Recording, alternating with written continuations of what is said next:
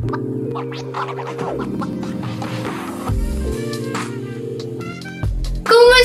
mga ka-Diskarte Chicks? Welcome back sa ating channel no kung saan ang usapin tungkol sa diskarte sa pag-ibig. Ngayon, pag-uusapan natin ang dalawang sure ball na techniques. Gawin mo ito para makuha mo ang gusto mo sa babae.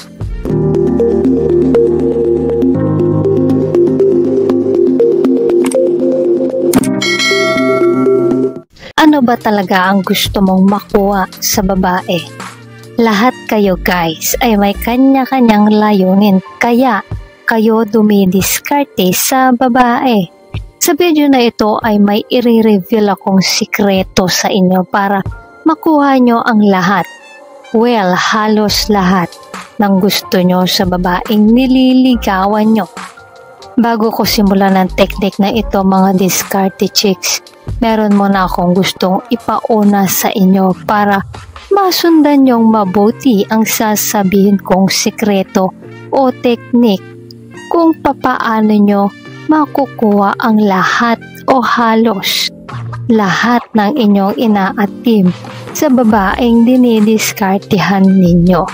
Naisip-isip nyo na ba mga guys kung bakit napakatagal ng karamihan sa aming mga babae ang maghanda o to be more specific, magbihis para sa isang date?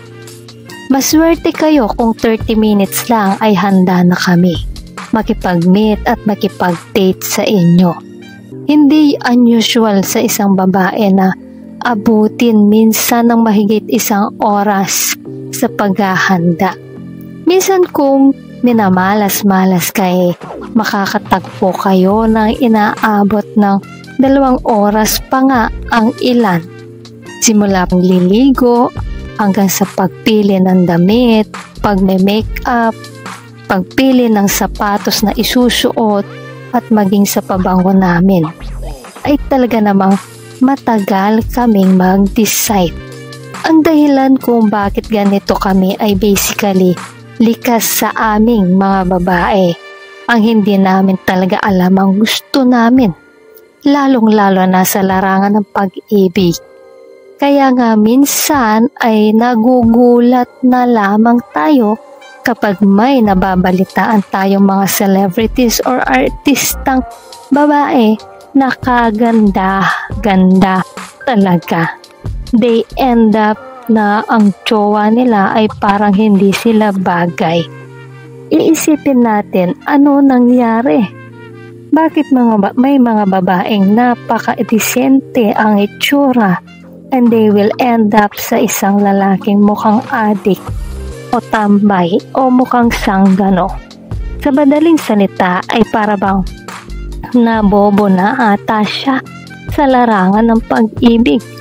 Yung nga mga guys, kasi by nature, ang karamihan ng mga babae ay hindi talaga nila alam kung ano ang gusto nila. So ano ang kinalaman niyan sa pinag-uusapan natin? Ganito yan mga guys. Parang sa mga lions din.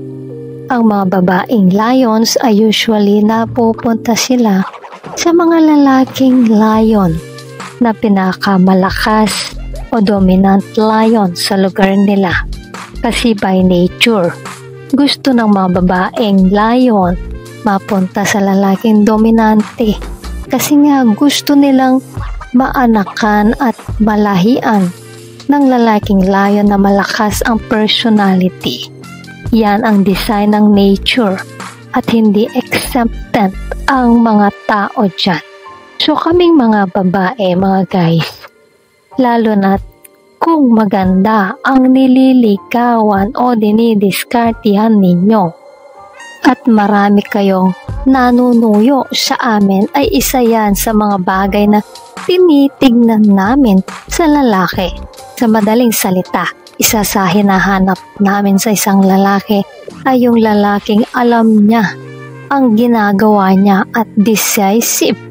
Gusto namin yung lalaking nagte-take charge sa amin.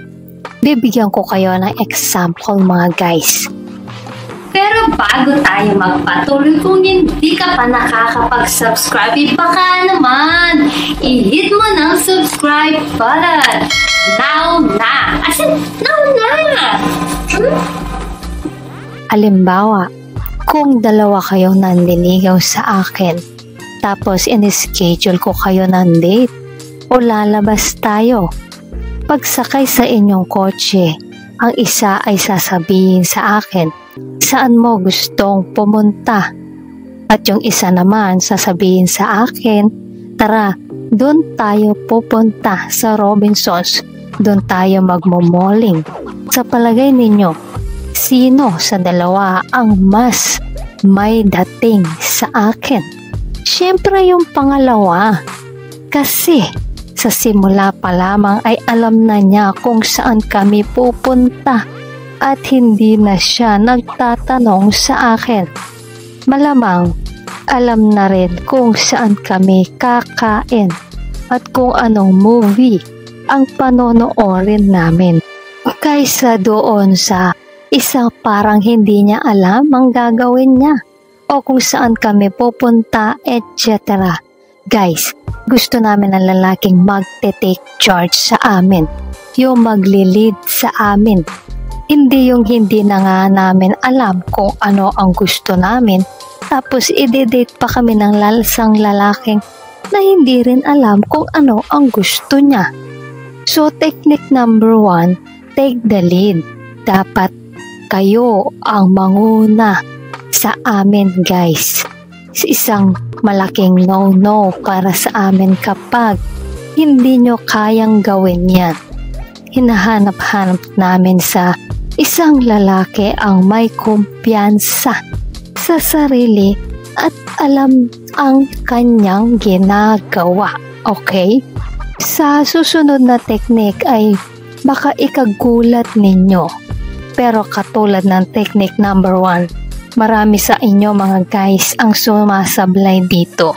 Sayang kung alam nyo lang ang technique na ito ay baka matagal nyo na sigurong ginawa ito sa daming benefits talaga kung tutuusin. Marami sa inyo mga guys ay masasabi nating shy o mahiyain masyado to the point na menos puntos ito para sa inyo. Bakit kamo? Makinig kayong mabuti mga guys ha, para malinaw sa inyo ang teknik na ito at kung bakit dapat ninyo na ito gawin agad. Kapag nandiligaw pa lamang kayo sa isang babae, may tendency ang karamihan sa inyo na masyadong kayong mahiyain. Tama namang maging gentleman kayo at magalang, pero kaming mga babae ay iniisip din namin habang tumatagal ang paliligaw ninyo sa amin kung ano ba talaga ang gusto ninyo. Ang ibig ko sabihin mga guys ay kung medyo matagal-tagal na rin kayong nandiligaw, halimbawa mga 2 or 3 months na at wala namang masyadong aksyon na nangyayari, o hindi nyo naman kami tinatanong ng diretsuhan kung ano ba ang estado ninyo sa amin, ay magtataka na kami sa inyo. Lalong-lalo na sa panahon ngayon. Hindi ko alam kung uso pa ba ang matagalang ligawan ng 1 taon tulad dati. Sa madaling salita mga guys, dapat alam nyong sabihin kung ano ba talaga ang gusto ninyo. So paano ba ang technique na ito?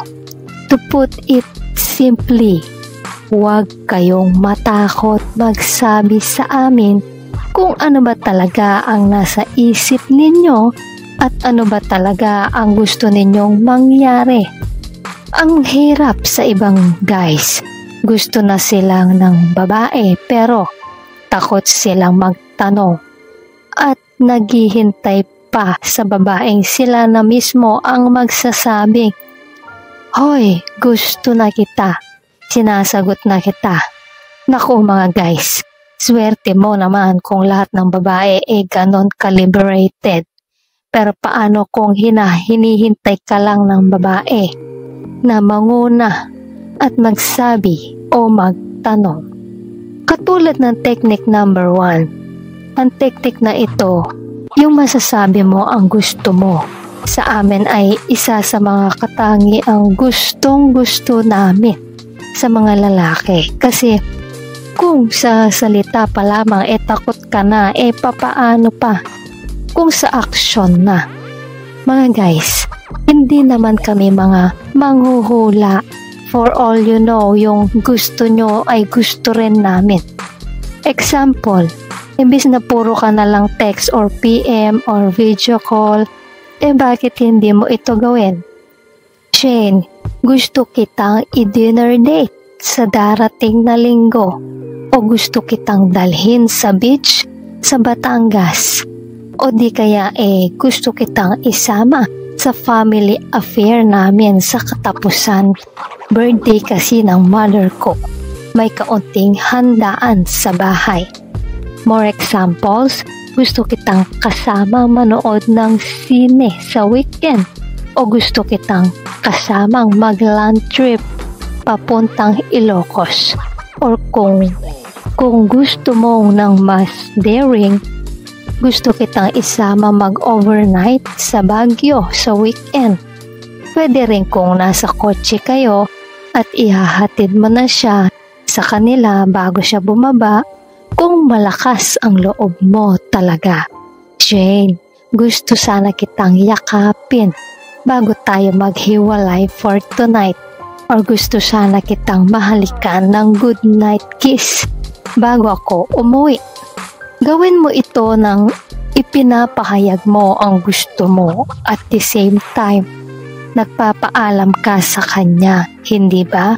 Malay mo gusto rin niya kung gusto mo. Paano kung ayaw niya?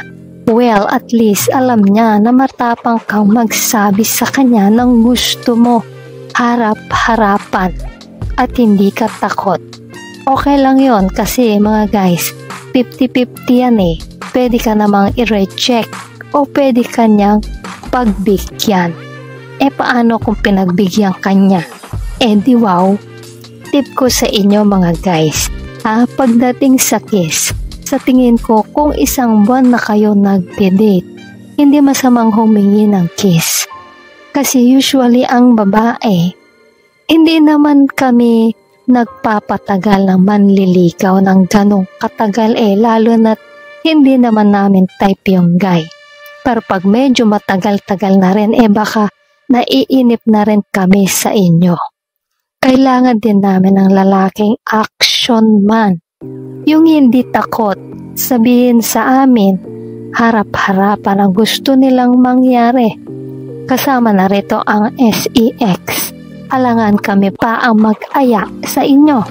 So yan mga guys, ang dalawang techniques para makuha ninyo ang kahit ano o halos kahit anong gusto ninyo sa babaeng dinidiskartihan ninyo. Una, dapat alam nyo ang ginagawa ninyo. Kayo ang maglilid sa amin. Pangalawa, huwag kayong matakot magsabi ng kung ano ba talaga ang gusto ninyong mangyari. Baka yan din ang gusto naming mangyari. So as always, tandaan, hindi mo malalaman kung hindi mo susubukan. At syempre, kailangan panatilihin pa rin palagi ang respeto sa isa't isa. Good luck and God bless.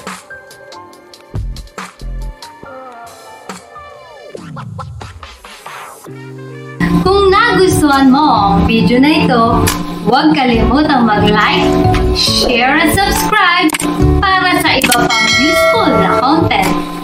Maraming salamat sa panonood. Hanggang sa susunod na video, ingat kayo palagi. Let's spread love.